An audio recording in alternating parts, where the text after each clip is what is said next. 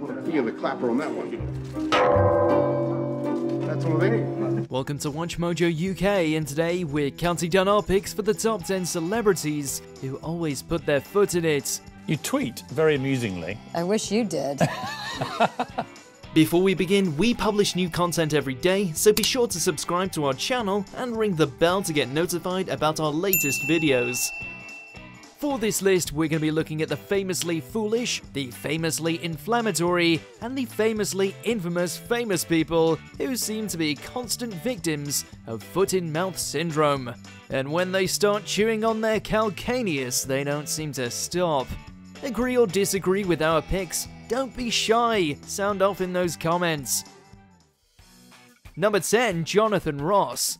For most of the late 90s and early noughties, Jonathan Ross was everywhere. His early days of reviewing films led to a successful run as a talk show host during the primetime slot of BBC's Friday evening schedule.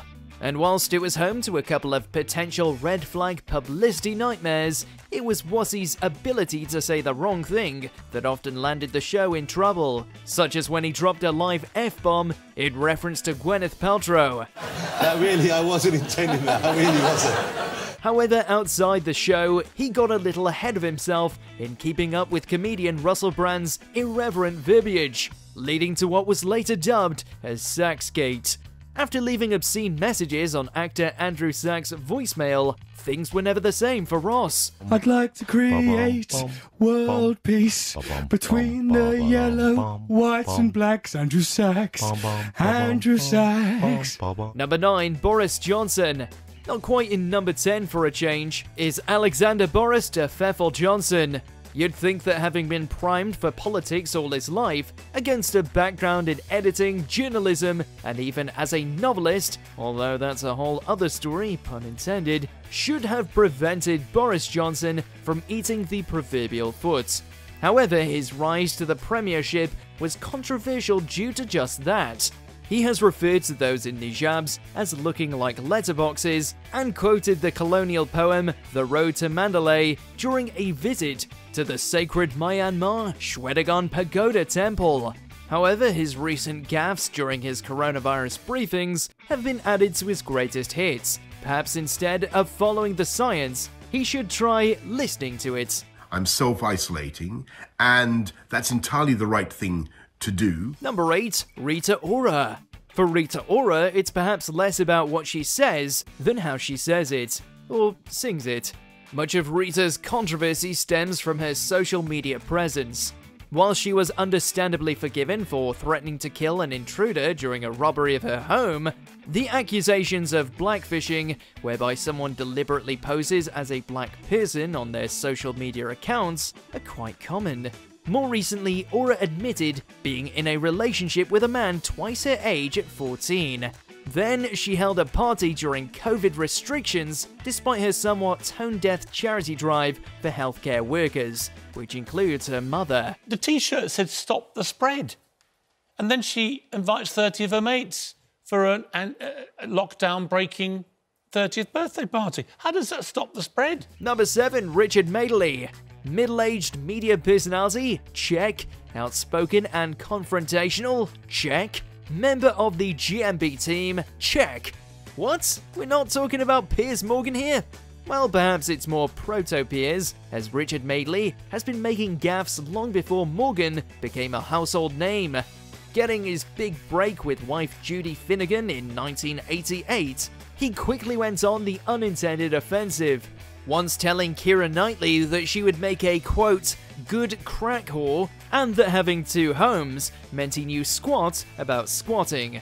There is a plethora of evidence proving that Madeley is turning into Alan Partridge. I like to sort of think of us as like urban wombles. We roam the streets. You may like to think of yourself. More recently, he's courted controversy over his view that COVID-19 isn't so serious, an opinion he is entitled to have, but to then challenge cleverer and more informed scientists on air is somewhat obnoxious. So you're saying that your politics doesn't inform your opinion on this subject?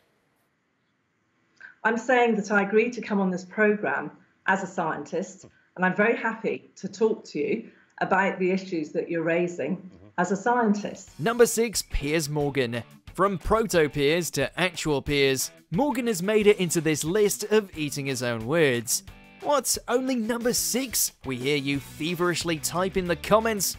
True, you'd think after the broadcaster spat his dummy across GMB's floor before walking off, it would have earned him a higher spot. I get annoyed when people start banging on about politics on Facebook. It really annoys me. I've had to unfriend family members. However, despite being a professional contrarian, he's also somewhat better than believed at backing up what he sprouts. This is because most of it gets a pass under the guise of opinion. But he does slip up, especially when underestimating people who know he isn't as smart as he thinks he is. Just ask Little Mix, Ian Hislop, Alex Beresford, and so on. Number 5, Lawrence Fox. For our international viewers, Lawrence Fox is, or was, a singer and actor from a dramatic dynasty. More recently, he's seemingly abandoned all of that to create an anti-woke political party to reclaim free speech. Sorry, he's targeting extreme political correctness. Just not very well, as he gained less than 2% of the 2021 London mayoral vote share. It's been a busy 18 months of apologies for Fox. It's arguable that his contribution to Question Time was a little quick to be condemned, as he was on the defensive. However, his response since then to double down on making outlandish comments has led to a lot of further backtracking on said comments almost immediately afterwards. Needless to say, his management have dropped him. Number 4, Prince Andrew. The grand old Duke of York had links to dodgy men, but he was only there to tell them they're no longer friends. And when he was hot, he was hot. But there was no sweat, no sweat! So when he was hot and didn't sweat, he really wasn't there. Okay, it makes little sense, but in fairness, neither does Prince Andrew's interview for Newsnight, which he agreed to, hoping to clear the air over his involvement with Jeffrey Epstein. We rarely hear from the third son of a legendary gaff maker, but on the occasion that we did, we got a lifetime's worth. He doesn't sweat, he goes to Pizza Express, he visited a man for 3 days to tell him they couldn't be friends. Number 3, Jeremy Clarkson. And on that bombshell, Clarkson is in pole position.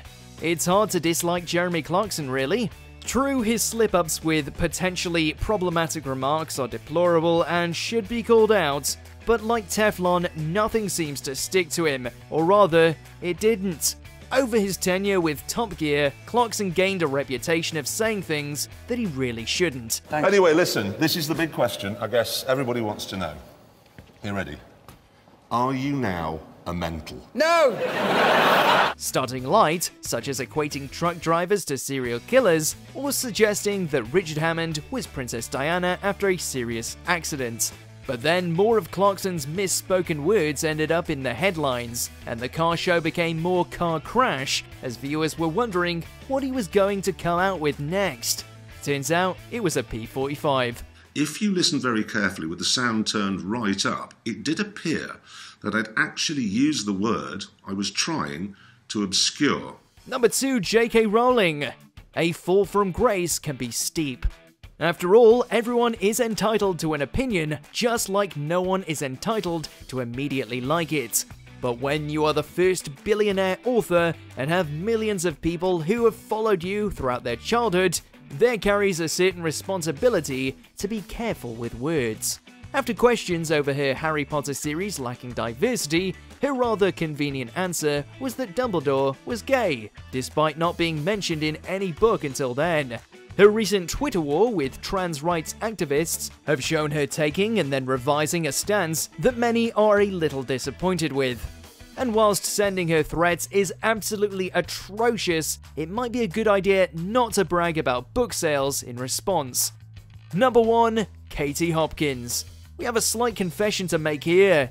Initially, Katie Hopkins was due to appear much further back in the list. After all, she's been rather quiet of late, having been fired from her radio show and banned from Twitter due to putting her foot in it.